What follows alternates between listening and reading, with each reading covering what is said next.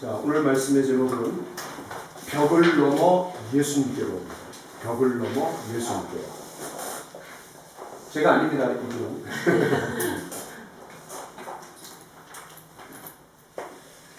예수님께서 이 땅에 오신 목적이 무엇입니까?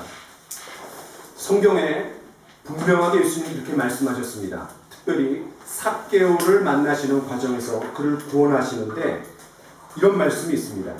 같이 한번 읽어볼까요? 시작. 인자가 온 것은 잃어버린 자를 찾아 구원하려 함이니라. 이 말씀은 예수님께서 하나님으로서의 영광을 뒤로 한 채 세상에 오신 가장 중요한 목적이 잃어버린 영혼을 구원하시기 위함임을 분명하게 말해줍니다. 인자에 온 것은, 내가 온 목적은, 이런 말입니다. 그 목적 때문에 예수님은 십자가의 고난도 마다하지 않으셨습니다. 주님의 몸된 우리 행복한 교회도 머리 대신 예수님의 지시를 받고 있기 때문에 예수님의 목표나 우리의 목표나 일치할 수밖에 없습니다. 이런 목표가 최상의 목표가 아닌 교회는 교회가 아닙니다. 당연하겠죠. 그래서 우리 교회의 표 중 하나는 복음을 듣고 복음을 전하는 교회입니다. 물론 다른 하나는 제자를 삼고 또 제자가 되고 제자를 삼는 교회이지만 그 역시도 복음을 전할 수 있는 사람을 만들어낸다라는 측면에서 결국은 우리 교회의 목표는 한 가지입니다. 바로 영혼 구원이 최종 목표이고 가장 중요하다고 할 수 있습니다. 그렇기 때문에 우리는 계속해서 잃어버린 영혼들을 구원하기 위해 관심을 갖고 관계를 맺고 복음을 전하려고 애를 씁니다. 그 반증으로 우리는 이제 작년 9월 13일에 교회가 창립되었습니다. 그러니까 이제 만 8개월이 조금 넘었습니다. 그동안 이 8개월 동안 우리는 4번에 걸쳐서 이웃 초청 만찬 시간을 가졌습니다. 첫 번째로 11월 셋째 주에 추수감사절 날 우리는 이웃 초청 만찬을 했습니다. 그때 저희 교회 성도가 저희 가족을 포함해서 6명이었는데 그때 하나님께서 축복해 주셔서 2사람을 붙여주셨습니다. 또 성탄절날 우리 성탄 예배를 드리면서 이웃 초청 만찬을 했습니다. 또 주님께서 2사람을 붙여주셨습니다. 또 발렌타인데이 때 2월 14일 날 우리가 이웃 초청 만찬을 했는데 또 하나님께서 사람들을 붙여주셨습니다. 지난 부활절날 4차 우리가 이웃 초청 만찬을 했는데 또 하나님께서 사람들을 조금씩 더해주셨습니다. 이제 우리는 5번째 이웃 초청 만찬을 2주 앞두고 있습니다. 저는 이번에도 하나님께서 저희들에게 어떤 분들을 또 더해 주실지 기대가 됩니다. 또 기도하고 있습니다. 특별히 여러분들이 5월 29일에 이웃들을 초청하려고 이렇게 저렇게 애쓰시는 모습을 제가 볼 때 참 굉장히 격려가 되고 도전이 되었습니다. 감사가 넘칩니다. 저는 바로 그 교회 시리즈를 좀 뒤로 하고 앞으로 2주간 동안 이웃 초청 만찬을 위한 그런 준비하는 마음으로 말씀을 좀 나누려고 합니다. 오늘 이 말씀에 보면 은혜로운 분위기입니다. 예수님께서 가버나움이라는 도시로 들어오셨습니다. 삽시간에 이 사실은 많은 사람들에게 퍼졌고 그들은 예수님의 말씀도 듣고 기적도 보기 위해서 하나둘씩 모여서 엄청난 사람들이 모였습니다. 우리 1절, 2절을 같이 한번 읽어보겠습니다. 1절, 2절 시작. 수일 후에 예수께서 다시 가버나움에 들어가시니 집에 계시다는 소문이 들린지라. 많은 사람이 모여서 문 앞까지도 들어설 자리가 없게 되었는데 예수께서 그들에게 도를 말씀하시더니. 중요한 점은 그 어느 누구도 예수님을 향해 예수님이 누구야? 도대체 예수님이 어떤 분이야? 라고 얘기하는 사람은 아무도 없었습니다. 저마다 이구동성으로 그분이 오셨다. 다시 예수님이 오셨다. 라고 얘기했습니다. 비록 예수님의 공생의 초기지만 이미 구름관중을 몰고 다니는 전국구 스타였습니다. 이번에도 역시 문전성시를 두었고 사람마다 한마디라도 놓치지 않으려고 예수님의 입가에서 퍼져나오는 그 말씀에 쫑긋이 귀를 세웠습니다. 여러분 한번 상상을 해보십시오. 모두가 말씀에 도취된 그 은혜로운 분위기. 그럼 왜 그렇게 많은 사람들이 예수님께 나왔습니까? 자, 1절에 보면 여러분 수일 후에 예수께서 다시 오셨습니다. 그 얘기는 얼마 전에 가셨다라는 얘기예요. 그렇죠? 또 가버나움에 들어가시니 집에 계시다는 소문이 들린지라. 그 소문에다가 한번 동그라미 쳐보세요. 소문. 이 소문이 중요하답니다. 발 없는 말이 천리를 간다고 했습니다. 입소문이 그렇게 무서운 거예요. 소문이 사람들을 예수님께로 몰고 왔습니다. 그렇다면 무슨 소문입니까? 예수님이 가버나움에 다시 오셔서 어느 집에 계신다라는 소문입니다. 한 도시에 드나드는 사람들이 얼마나 많습니까? 그런데 예수님이라는 한 사람이 들어오셨다라는 게 뭐 그렇게 요란을 떨만한 사건입니까? 뭐 그렇게 대단한 소문입니까? 그러나 그 소문에는 4가지 사실이 전제되어 있습니다. 첫 번째는 예수님께서 사람들의 지적인 필요를 채워주셨습니다. 여러분 마가복음 우리가 2장을 읽었는데 1장 21절 그 다음에 21절부터 28절까지는 예수님이 처음 가버나움에 들어간 사건입니다. 그러니까 며칠 전에 거기에 들어가셔서 어떤 일이 있었고 수일 후에 다시 들어온 겁니다. 이해되시죠? 네. 자, 21절을 우리 같이 한번 읽어보겠습니다. 1장 21절 시작. 그들이 가버나움에 들어가시니라.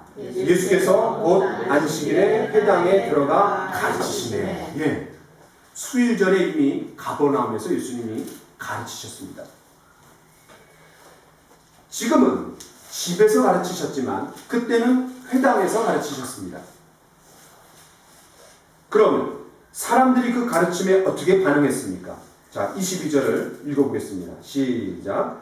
못 사람이 그의 교훈에 놀라니 이는 그가 가르치시는 것이 권위 있는 자와 같고 서기관들과 같지 아니함이려나. 예. 여기에 사람들이 놀란다고 했습니다. 왜 놀란 거예요? 먼저는 예수님의 말씀이 그들의 갈증을 풀어줬습니다.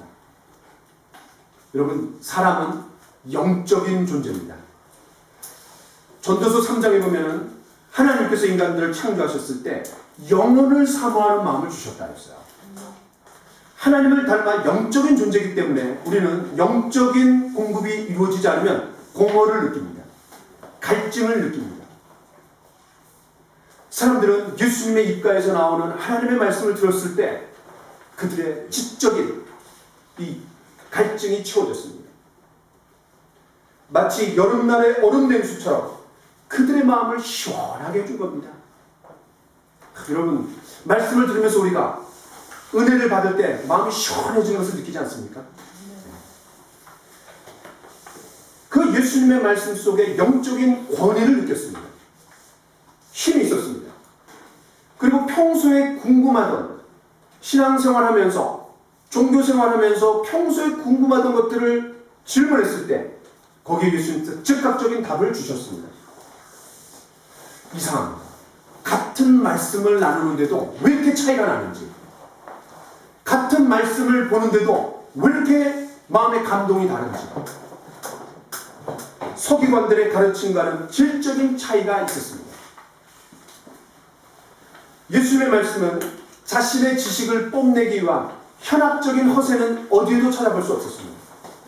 또 지적인 자신의 지식을 자랑하기 위한 지적인 말장난도 없었습니다. 멋들어지게 사람들의 말을 인용해가면서 그럴듯한 그런 메시지도 웅변도 아니었습니다. 또 백성들을 율법으로 다그치면서 학대하지도 않았습니다. 여러분 요즘 얼마나 많은 종교 지도자들이 말씀을 가지고 하나님을 빙자해서 영적인 학대를 자행하는지 모릅니다.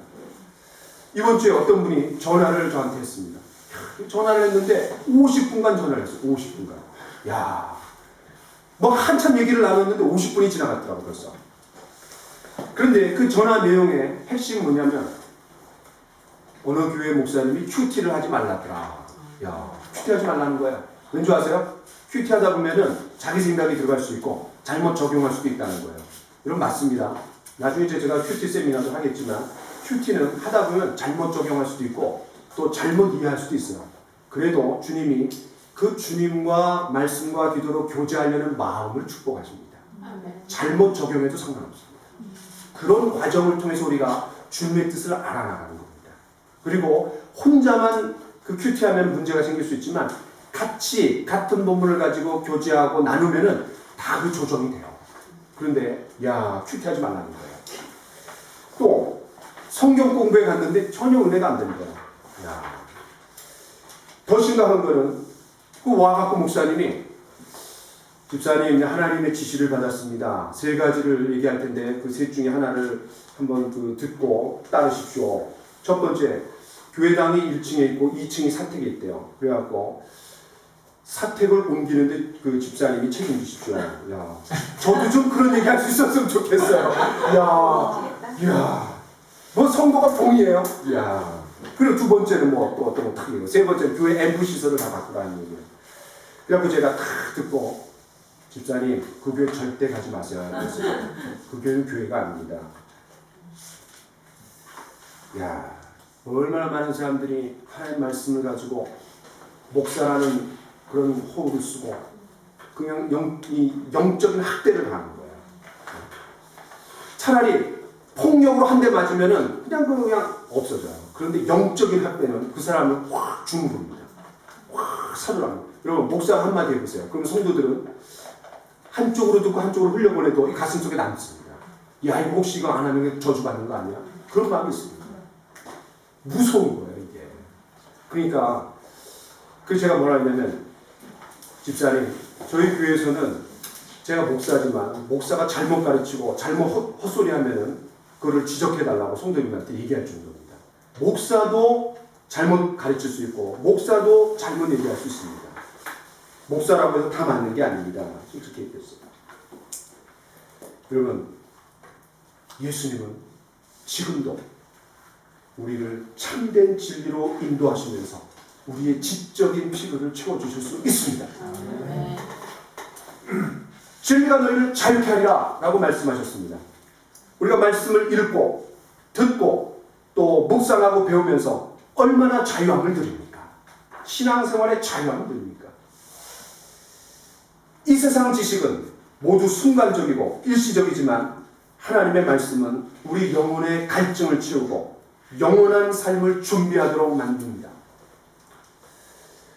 두 번째, 예수님께서 사람들의 영적인 필요를 채우셨습니다.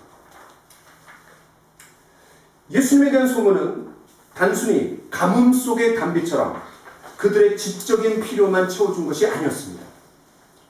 그 지식은 가르침으로 끝나지 않고 기적으로 이어졌습니다. 말씀이 권수에 있다는 것을 입증한 겁니다. 오늘 우리가 읽은 본문에서 지붕이 뚫리고 침상이 내려오는 바람에 분위기가 완전히 깨졌습니다. 은혜로운 분위기가 깨졌어요.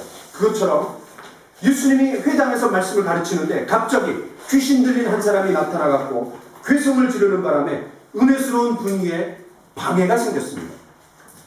그러자 예수님은 단숨에 말씀으로 그 귀신을 제압했습니다. 자, 25절, 26절을 읽어보겠습니다. 시작. 예수께서 꾸짖어 이르시되 잠잠하고 그 사람에게서 나오라 하시니 더러운 귀신이 그 사람에게 경련을 일으키고 큰 소리를 지르며 나오는지라. 참 오늘 읽은 본문과 요 마가복음 1장 21절부터 28절이 되게 비슷한 것 같아요. 그렇죠? 같은 가버나움. 또 예수님이 가르치시고 또 방해의 그런 요소들이 생겼고, 야, 비슷하게 가는 것 같아요. 자, 예수님께서 말씀으로 귀신을 제압했을 때 사람들이 두 번째로 놀랐습니다. 자, 27절. 다 놀라 서로 물어 이르되 이는 어찌미냐 권세 있는 새 교훈이로다. 야, 아까 지적인 만족이 됐을 때도 야, 놀랍다. 서기관들과 뭔가 다르구나. 그런데 다시 한번 놀라면서 이 영적인 피로가 채워졌어요. 여기서 말하는 영적인 피로라는 것은 귀신을 내쫓는 기적을 통해서 예수님께서 사람들 안에 있는 악을 다루시는 거예요. 악을. 그래서 영적인 피로를 채워주시는 겁니다. 지금까지 그 어느 누구도 이런 능력을 행사한 사람이 아무도 없었습니다. 적어도 말라기 선지자 이후 400년 동안 말입니다. 어느 누가 귀신에게 명하여 순종하게 할 수 있습니까? 오히려 귀신에게 명령을 듣고 순종하는 사람들이 태반입니다. 주님은 지금도 얼마든지 악령들의 역사를 제압하시면서 기적을 베푸실 수 있습니다. 세 번째, 그분은 육체적인 피로도 채워주셨습니다. 확실히 예수님은 말씀의 권세와 능력이 있는 분이셨기 때문에 사람들의 지적인 필요를 채우시고 그들 속에 있는 악령들을 제압하시면서 영적인 필요를 채우실 뿐만 아니라 육체적인 질병까지도 해결해 주셨습니다. 29절 30절을 읽겠습니다. 시작. 회당에서 나와 곧 야고보와 요한과 함께 시몬과 안드레의 집에 들어가시니 시몬의 장모가 열병으로 누워 있는지라. 사람들이 곧 그 여자에 대하여 예수께 여짜오되. 예수님은 귀신 들린 여자만 치유하신 것이 아니라 자기를 따르는 최측근 제자들의 필요를 외면하지 않았습니다. 예수님 사역 초기입니다. 베드로와 안드레가 예수님을 쫓았을 때 얼마나 격려가 됐겠습니까? 자기의 장모가 열병을 앓고 있었는데 예수님께서 가서 만지시면서 고쳐주셨어요. 31절 나아가사 그 손을 잡아 일으키시니 열병이 떠나고 여자가 그들에게 수종되니라. 그러자 그 소문은 더 삽시간에 많은 사람들에게 퍼졌습니다. 그날 저녁 수많은 사람들이 이 모양 저 모양으로 병을 앓던 사람들이 그 집 앞에 나왔습니다. 32절을 같이 한번 읽어보겠습니다. 시작. 저물어 해질 때에 모든 병자와 귀신 들린 자를 예수께 데려오니. 그래서 온 동네가 그 문 앞에 모였다고 했습니다. 여러분, 아담과 하와가 타락한 이후 하나님의 영이 떠난 그런 영적인 죽음을 경험한 인간들은 죽음에 이르는 병에 걸렸습니다. 모두가 죽음에 이르는 병에 걸렸어요. 그 증상 중에 하나가 육체적인 질병입니다. 야, 제가 이런 말씀 드려서 좀 죄송하지만 제가 이제 40대 중반으로 가고 있는데 이 눈이 안경을 벗어야지 이 성경이 보이는 거예요. 그 제가 이제 그런 모습을 언제 자주 봤냐면 그 제 선생님이 있는데 그분 늘 성경 볼 때 이렇게 안경을 벗고 읽어라고 아, 되게 눈 나쁜가 보다 그랬는데 제가 올해부터 이거 벗어야지 보이는 거예요. 그래갖고 우리 같이 이제 수업을 하는 어떤 이제 저 2살 많은 우리 형님이 계세요. 아, 형님 제가 이래갖고 그랬어요. 그랬더니 그 형님 뭐냐면 최 교수님 나이가 43 되면은 그럽니다. 그러는 거예요. 그래갖고 안경 빨리 바꾸라는 거예요. 이야, 저 안경 최를 바꿨거든요. 그러니까 안경의 문제가 아니라 눈의 문제. 야, 그럼 몸에 자꾸 좀 이상이 생기는 것 같아요. 아, 우리 무슨 집사님은 그냥 또 어깨가 아프시대요. 야, 그 나이가 드신 분 그러죠. 그러게 우리 김현중 전사님은 어디 아프신 데 없어요? 마음이 야, 마음이 아프고 나이랑 상관없는 거야. 네. 주님의 마음을 품으시니까 마음이 아프시잖아요. 우리랑 다르죠. 우리가 어느 누가 질병으로부터 벗어날 수 있습니까? 우리는 시시때때로 면역력이 떨어져서 크고 작은 병에 걸립니다. 주님께서는 지금도 얼마든지 하나님의 영광을 드러내시기 위해 여러분들을 질병으로부터 자유케 하실 수 있습니다. 저는 한 5년 동안 허리 디스크로 고생한 적이 있습니다. 야, 축구하다가 한번 엎어졌는데 허리가 그냥 망가졌어요. 그때 대학교 2학년 때. 그래갖고 그냥 5년 동안 얼마나 힘들었는지 모릅니다. 그 군대 있는 동안 그 이제 4학년까지 다니고 ROTC로 제가 이제 소대장으로 갔기 때문에 군대 있는 동안 그 5년 동안 얼마나 힘들었는지 몰라요. 제가 입대 전에 한양대 병원에 가갖고 의가사 제대를 하려고, 그러니까 군대 들어가자마자 의가사 제대하고 바로 나오려고 진단서를 끊어서 갔습니다. 그거 4개만 하면 그냥 나오는 겁니다. 그런데 전역할 때는 쓰레기가 됐습니다. 야, 나왔어요? 야. 군대를 제가 잘 마쳤다라면 허리 문제가 없는데, 그렇죠? 제가 군대에 있으면서 하나님을 사랑하는 자, 곧 그 뜻대로 부르심을 입은 모든 자들에게 그것이 합력하여 선을 이루느니라. 또 나의 가는 길을 그가 아시나니 그가 나를 단련하시면 내가 정금같이 나오리라. 매일매일 울면서 그 말씀을 붙들고 기도했습니다. 좀 경험한 말씀입니다. 얼마든지 지금도 주님께서는 우리의 육체적인 필요를 채우실 수 있습니다. 아멘. 네 번째, 나병 환자의 불순종입니다. 자, 여러분 40절부터 45절을 보면 예수님께 나온 수많은 병자들 중에 나병 환자가 있었습니다. 한센병이라고 하죠. 한센병, 문둥병입니다. 예수님께서 그를 깨끗하게 치유하시고 나서 이렇게 말씀하셨습니다. 엄히 경고하시며 아무에게도 이르지 말고 몸을 제사장에게 보이라 라고 명령하셨습니다. 네가 나은 거를 사람들한테 알리지 말라는 거예요. 그런데 그는 예수님이 지시하신 대로 또 모세가 율법에 가르친 대로 하지 않고 예수님을 전하기 시작했습니다. 45절을 같이 읽어보겠습니다. 시작.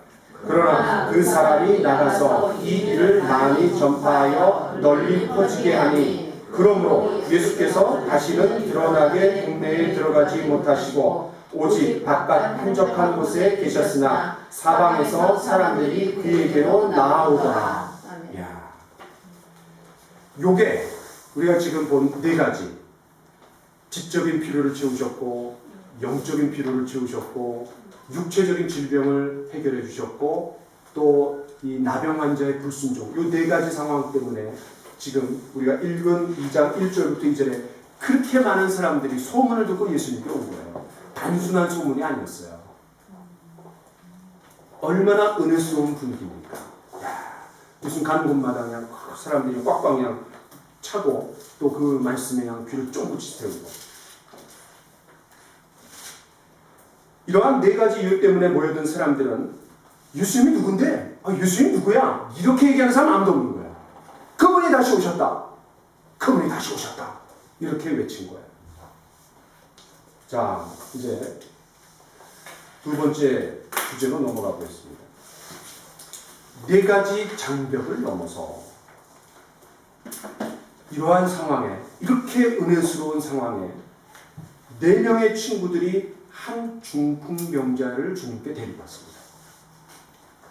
우리가 3절, 4절 한번 읽어보겠습니다. 2장 3절, 4절 시작. 사람들이 한 중풍병자를 4사람에게 메워 가지고 예수께로 올세 무리들 때문에 예수께 데려갈 수 없으므로 그 계신 곳에 지붕을 뜯어 구멍을 내고 중풍병자가 누운 상을 달아내리니. 우리가 금방 봐도 이해할 수 있는 것은 그 과정, 다시 말해서 중풍병자가 예수님을 만나고 치유를 받는 사건은 쉽게, 이게 결코 쉬운 과정이 아닙니다. 적어도 4가지의 장벽을 뚫어야지 가능한 일입니다. 첫 번째는 영적인 장벽입니다. 영적인 장벽.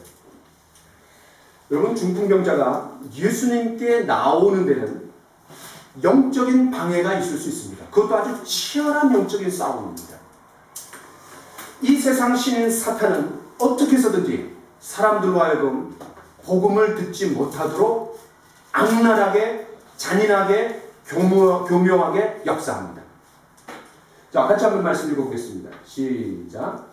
그 중에 이 세상 신이 믿지 아니하는 자들의 마음을 혼미하게 하여 그리스도의 영광의 복음의 광채가 비치지 못하게 함이니. 여러분, 우리가 어떤 사람들을 마음에 품고 기도하면서 주님께 인도하려고 하는데, 야, 몇 번을 찾아가고 몇 번을 얘기해도 눈 하나 깜빡하지 않고, 또 온다 했는데도 안 오고, 이런 사람들 있게 없게요?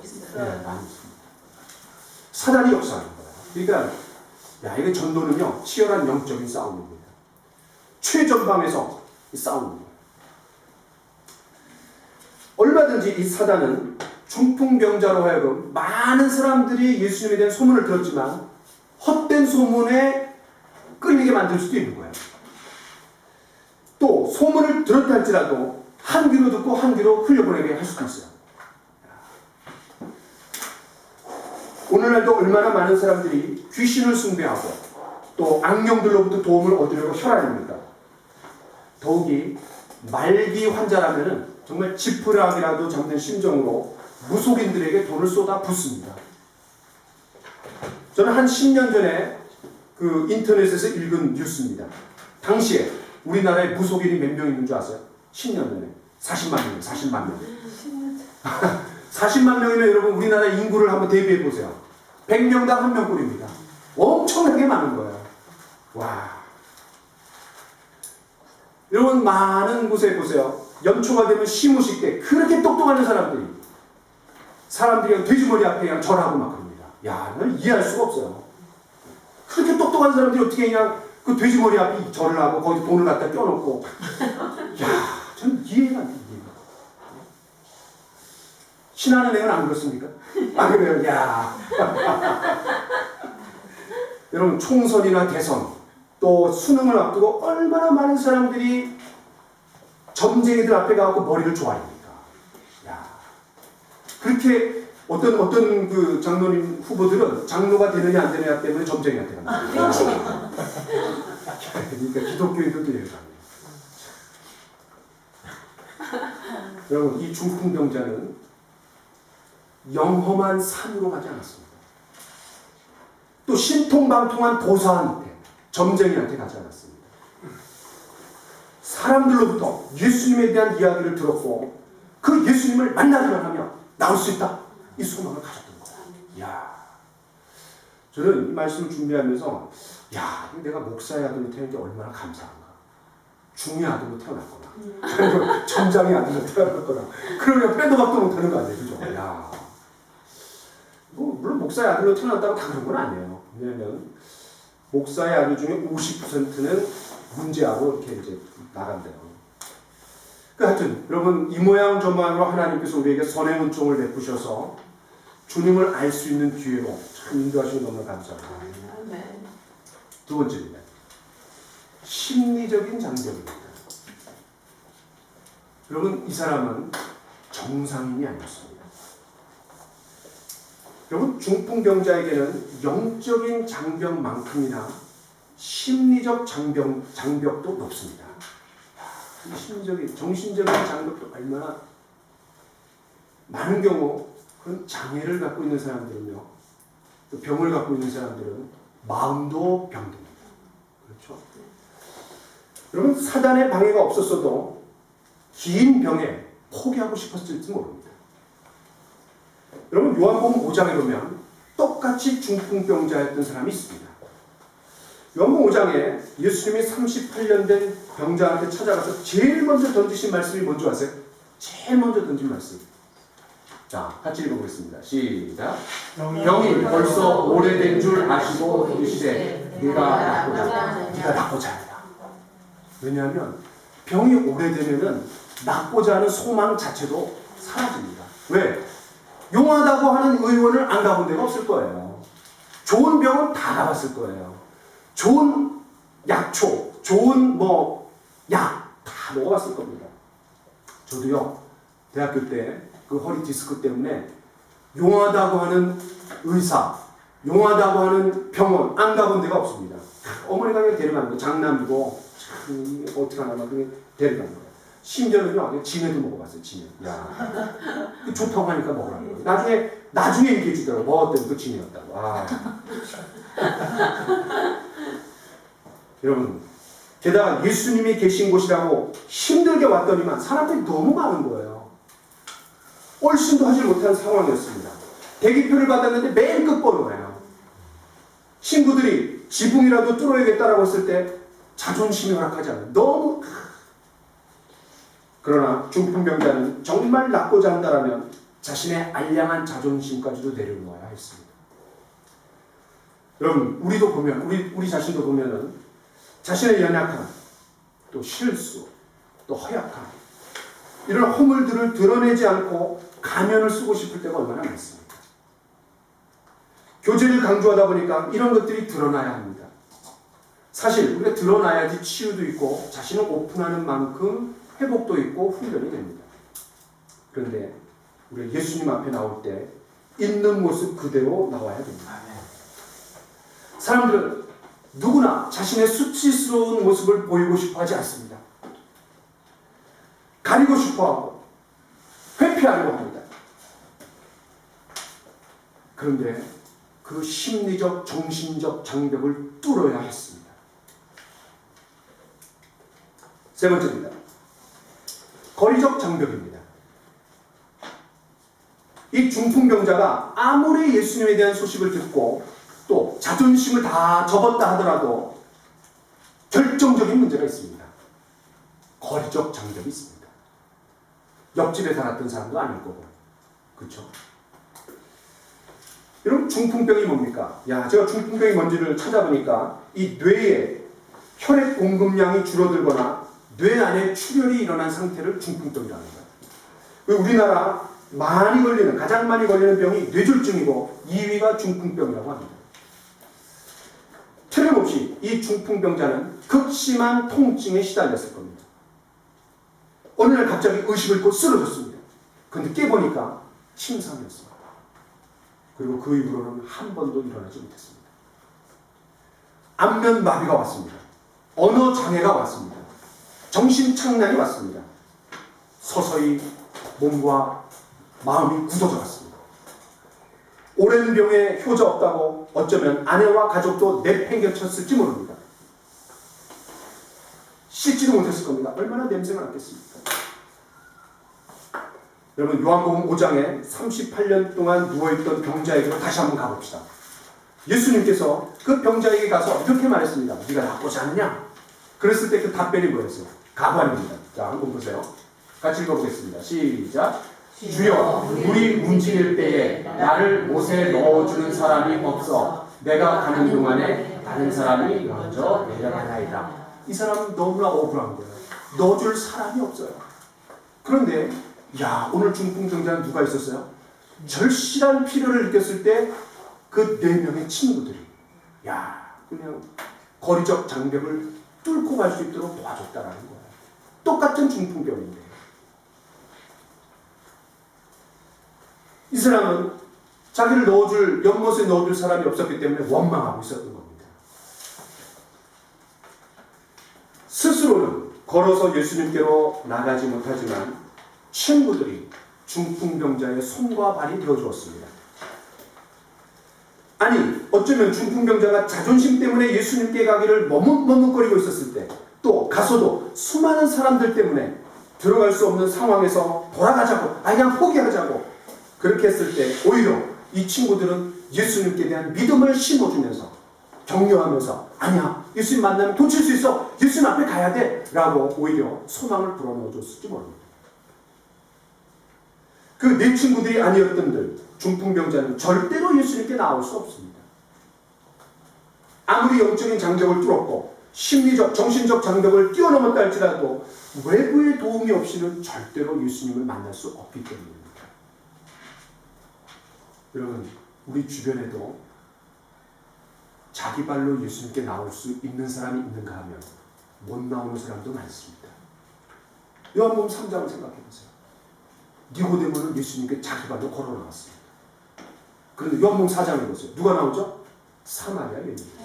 절대로 자기 발로 못 넘어옵니다. 왜? 유대인들과 사마리아인들은 원수입니다. 원수. 그러니까 누가 먼저 찾아갔어요? 예수님이 찾아갔습니다. 우리 주변에도 예수님께 나오고 싶지만 스스로 나올 수 없는 사람들이 있습니다. 그들에게는 우리가 찾아가야 됩니다. 그리고 자기 발로 걸어 나오는 사람보다 찾아가서 나오는 사람이 약 80%랍니다. 교회 나오는 사람이. 성부 하나님께서도 타락한 아담과 하와가 숨었을 때 먼저 찾아가셨습니다. 모세에게도 하나님께서 찾아가셔서 모세야, 모세야. 또 사무엘에게도 사무엘아, 사무엘아. 야, 꼭 하나님은요, 제가 발견한 사실입니다. 꼭 두 번 불러요. 여러분 한 번 부르거나 세 번 부르면 이상한 겁니다. 두 번 부르면 하나님 부르시는 거예요. 성경이 이상해요. 꼭 두 번 아브라함아, 아브라함아, 모세야, 모세야, 사무엘아, 사무엘아. 꼭 두 번 부르세요. 저 유명한 돌아온 탕자의 이야기, 그 누가 먼저 보고 달려갔습니까? 아버지가 먼저 보고 달려갔습니다. 저와 여러분에게도 하나님께서 먼저 찾아와 주셨습니다. 구원받은 사람들을 조사해보니까 관계전도를 통해서 친구나 이웃이나 직장 동료나 그런 관계를 통해서 온 사람들이 80%가 넘는다는 거예요. 야, 그러니까 관계전도를 해야 되는 거야. 관계전도 오늘날. 누군가의 권유와 도움, 이끌어 주었기 때문에 예수 믿게 된 겁니다. 야, 제가 들어보니까 우리 김영준 전사님 가족은 우리 가혜 씨가 초등학교 4학년 때 동네 은교회 갔대요. 야, 그리고 그 가족의 아브라함이 돼갖고, 야, 한국은 주님의 종으로 만들려고 지금, 야, 굉장한 가족이 됐어요. 하여튼 가혜 씨 대단합니다. 야, 많이 알고 있죠, 제가. 야, 대단해. 마지막 네 번째입니다. 상식과 예의의 장벽입니다. 여러분, 영적인 장벽, 또 심리적인 장벽, 거리적 장벽을 뚫고 드디어 문 앞에 왔습니다. 그 사람들이 엄청나게 많아요. 그 문제가 있는 거죠. 너무나 많은 사람들 때문에 완전히 차단되어 갖고 예수님을 만나기는커녕 쳐다보지도 못해요. 제가 이런 걸 보면서 아하, 때로는 예수 믿지 않는 사람들이 예수 믿는 사람들 때문에 예수 못 믿을 수도 있겠구나, 이런 생각을 해보았습니다. 예를 들어서 어떤 유명한 교회 지도자가 타락했다고 하면서요. 야, 그러면은 그 사람 때문에 못 믿는 사람들이 얼마나 많겠어요. 그렇죠? 또 그 예수 믿는 사람들이 잃어버린 영혼들의 관심을 갖지 않고 자기들끼리만 다 교제하면은 어떻게 알겠어요. 그렇죠? 그러니까 참 때로는 불신자들이 예수님을 믿고 구원받는데 이 신자들이 방해가 될 때가 있는 것 같아요. 적어도 우리 교회는 그런 거 안 되겠잖아요. 그렇죠? 여러분, 자, 이런 상황에 저마다 이기적인 목적을 가지고 왔기 때문에 절대로 길을 열어주지 않습니다. 야, 이 길을 열어주면 얼마나 좋아요. 그렇죠? 이 길을 안 열어주는 거예요. 이러한 상황에서 이렇게 생각할 수 있습니다. 아, 모임이 끝날 때까지 기다려야 하나? 아니면 그냥 돌아갔다가 내일 다시 올까? 아니면 내가 이 정도 했으면 최선을 다한 거야. 그러니까 그냥 포기하지. 이런 생각이 들 수 있습니다. 그때 친구들은 창조적인 아이디어를 냈습니다. 지붕으로 올라가서 지붕을 뜯어서 구멍을 낸 다음에 그 밑으로 중풍병자가 누운 상을 달아내리기로 한 겁니다. 여러분, 네 친구들이 창조적인 발상이라고 하지만 그 집안에 있는 사람들을 한번 생각해 보세요. 그 사람들 입장에서 우리가 거기에 있다고 한번 생각해 보세요. 갑자기 말씀을 듣고 있는데 예수님이 무슨 말씀을 하시나, 무슨 기적을 일으키시나 귀를 쫑긋이 세우고 있는데 기대감으로 충만해 있는데 갑자기 금이 쩍쩍 갈라집니다. 그리고 막 그냥 흙덩어리가 막 부스럭부스럭 떨어집니다. 그리고 쿵쿵 소리가 막 납니다. 누운 침상을 내렸다고 하니까 좋기 2m 정도 구멍이 뚫렸을 거예요. 뻥 뚫렸습니다. 얼마나 많은 흙이 떨어졌겠어요. 어쩌면 그냥 사람들이 머리에 다쳤을지도 모릅니다. 은혜스러운 분위기 다 깨졌습니다. 모임을 중단시킬 정도의 대소란이었습니다. 성미 급한 사람은 뭐야 이거? 이러면서 뭐라고 화부터 냈을 겁니다. 그렇죠? 그 중에 어떤 사람은 저들 미친 거 아니야? 예의도 없어. 먼저 온 사람들에게 배려도 없어. 늦게 왔으면 조용히 있을 것이지. 이렇게 얘기했을 수 있어요. 또 어떤 사람은 해도 해도 너무한 거 아니야? 왜 저렇게 유별나게 한대? 이야, 제가요 대학교 때 열심히 주님을 배웠어요. 그래갖고 열심히 주님을 배웠는데 저희 아버지가, 어머니가 뭐라면, 야, 그렇게 요란 떨 필요가 있니? 야, 나도 목사인데 너 그렇게 요란해 하면서 요란을 떨면서 주님을 배울 필요가 있냐? 그랬어요. 야, 우리 아버지가 야,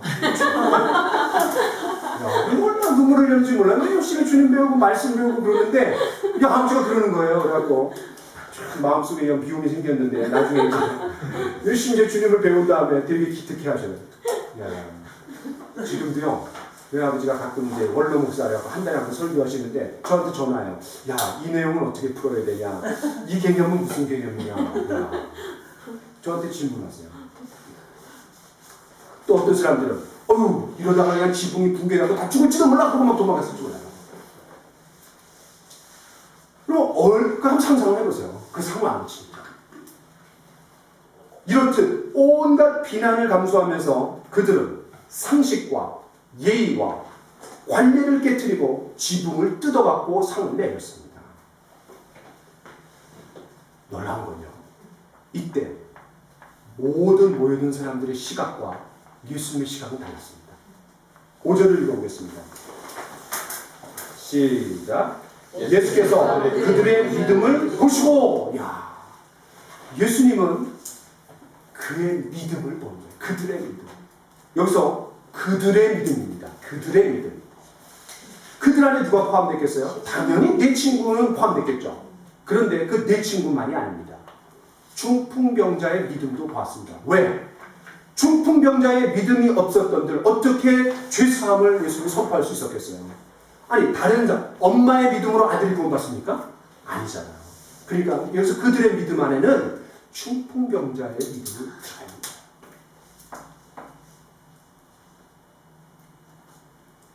더 나아가서 예수님은 이 내 친구가 중풍병자 친구를 향한 사랑을 보셨습니다. 그 관심과 마음을 보셨습니다. 이 4명의 친구들은 중풍병 걸린 친구를 보면서 이렇게 생각했을 것 같아요. 아, 너무 불쌍하다. 친구가 평생토록 상에 누워있다니 얼마나 비참해. 살아있지만 저건 죽은 인생이나 다름없어. 다른 사람의 도움 없이는 절대로 살아갈 수가 없을 거야. 사람들에게 피해를 주고 부담을 지우고 자신은 또 얼마나 고통스러울까. 야, 너무 불쌍해. 이런 마음을 품었을 겁니다. 예전에 온전했을 때처럼 친구의 밝은 미소가 그리웠을 겁니다. 친구에게 삶의 열정을 되찾아주고 싶었을 겁니다. 소망을 불어넣어주고 싶었을 겁니다. 설사 고침을 받지 못했더라도 그 예수님을 한번 만나게 해줘야 되겠다. 포기하지 않았습니다. 그래, 예수님께 가기만 하면 틀림없이 고쳐주실 거야. 다시 회복될 거야. 그들의 믿음, 그들의 관심과 사랑, 그 친구에게 최고의 선물을 주고 싶었을 겁니다. 이것이 진정한 사랑입니다.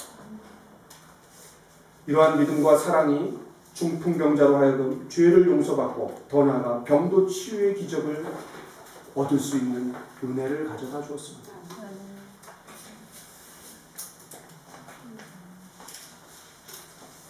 말씀을 마무리하겠습니다.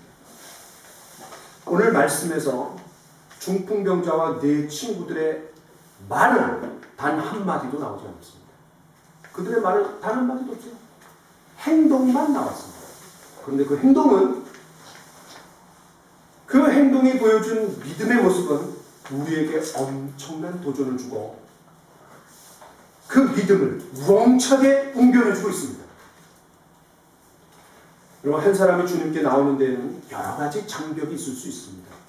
영적인 장벽, 심리적인 장벽, 거리적인 장벽, 상식과 예의의 장벽. 어떤 사람에게는 언어적 장벽이 있을 수 있습니다. 또 어떤 사람에게는 종교적인 장벽이 있을 수 있고 문화적인 장벽이 있을 수 있습니다. 또 성별적인 장벽도 있습니다. 어떤 곳은 남자와 여자를 구분하잖아요. 저와 여러분도 주님께 나오기까지 여러 다양한 장벽들을 뛰어넘었습니다. 개인적으로 장벽을 뛰어넘어야 할 때도 있지만 4명의 중풍병자, 그 친구들과 같이 외부의 도움이 절대적으로 필요할 때도 있습니다. 남은 2주간 동안 우리가 이웃 초청 만찬을 위해서 우리 이웃들에게 이 4명의 친구들이 되어줍시다. 예수님을 만나지 못해서 죄와 사망과 저주의 삶으로 뚜벅뚜벅 걸어가고 있는 사람들, 그들은 당연히 침상에 메고 와야 될 사람들입니다. 그런데 우리가 침상에 메고 와야 될 사람들이 또 있습니다.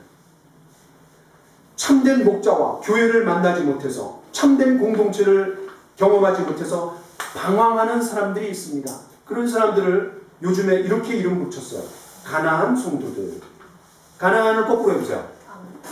안 나가. 어디로 안 나가요? 교회 안 나가는 사람들입니다. 야, 그러니까 이 사람들은 주일날 11시가 되면 스타벅스에 갑니다.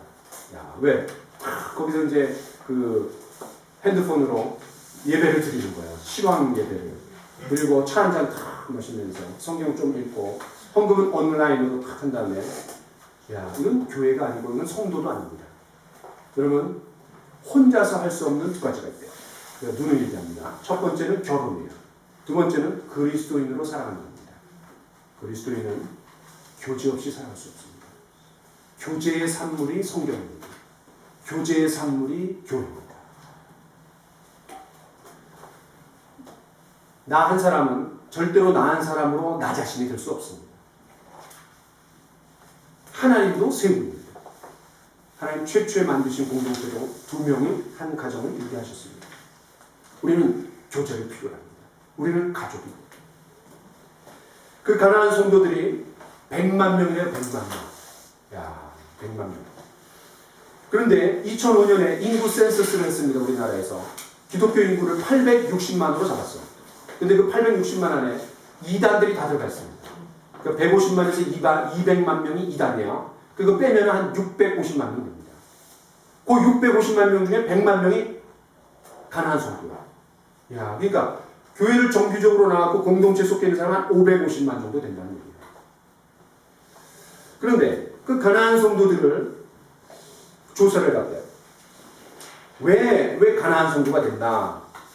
가장 많은 이유는 자기가 자유로운 신앙생활을 하기 위해서래요. 그게 30.3%래요. 두 번째 이유는 목회자에 대한 실망이에요. 그게 24.3%래요. 그 다음에 세 번째는 교인들이 꼴보기 싫어서. 야, 그러니까 19.1%래요. 마지막은 신앙에 대한 회의가 와서. 이건 13.7%래요. 그러니까 신앙의 회의 때문에 안 나가는 건 되게 낮은 거예요. 그런데 비록 순위가 2등과 3등이지만 교회 사람들 꼴보기 싫어서 안 나가는 게 합치면은 목회자에 대한 불만과 교인들에 대한 불만을 합치면 43.4%예요. 이런 사람들이 교회를 경험하지 못하고 또 공동체를 경험하지 못하고, 이거는 비정상적인 종교인입니다. 우리 그런 분들도 초대할 수 있습니다. 여러분, 중풍병자는 온 몸에 마비가 온 사람들이지만 예수 안 믿는 사람들도 중풍병자와 똑같습니다. 왜 그렇죠? 중풍병은 뇌에 피가 공급되지 않아서 생긴 병이라고 했잖아요. 예수의 피가 흐르지 않고 공급되지 못하는 사람들은 영적인 중풍병자입니다. 영적인 것에 무감각한 사람들 역시 영적인 중풍병자입니다. 여러분, 한 사람의 상을 들어올리기 위해서 4명이 필요했습니다. 4 귀탱이가 필요했어요. 어떤 사람은 눈물로 중보기도의 귀퉁이를 잡아야 됩니다. 또 어떤 분은 정성스러운 식사의 귀퉁이를 잡아야 됩니다. 또 어떤 분은 은혜로운 말씀, 그 귀퉁이를 잡아야 됩니다. 또 어떤 분은 밝은 미소가 담긴 안내의 귀퉁이를 잡고 한 사람 한 사람 예수님께로 인도해야 됩니다. 중풍병자와 같은 영혼. 기도하겠습니다.